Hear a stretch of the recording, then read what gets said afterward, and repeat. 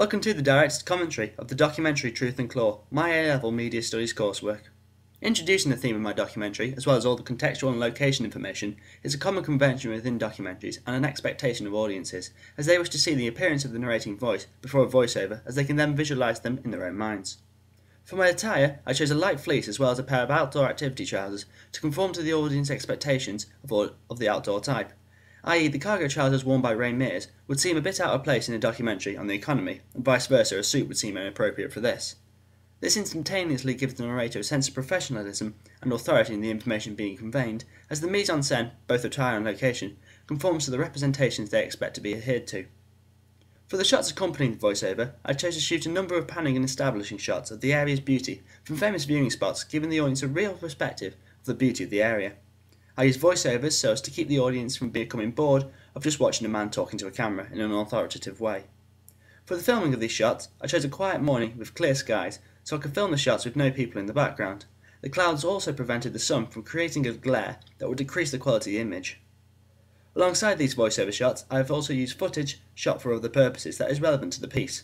This once again is a convention of the genre and one that is effective in giving the dialogue being spoken extra meaning by acting as a visual aid.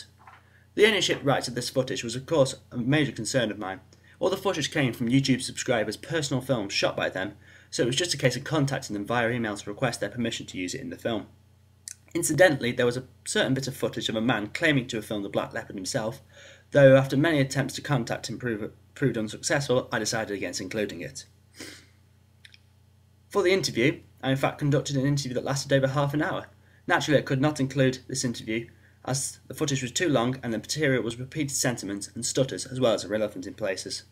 Cutting the interview down to a manageable, relevant size is something all documentarians and editors do in order for the footage to be informative, professional, concise and to that extent relevant.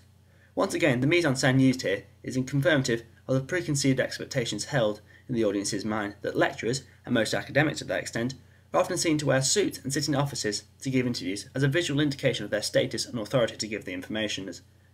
Adhering to this representation of the academic enables the information being put across to have more weight and persuasive power as audiences trust the source. And that concludes the director's commentary for Truth and Claw, my A-level documentary coursework assignment. I've been Paul Bowden, the writer, producer and editor of this piece, and I thank you for taking the time to watch.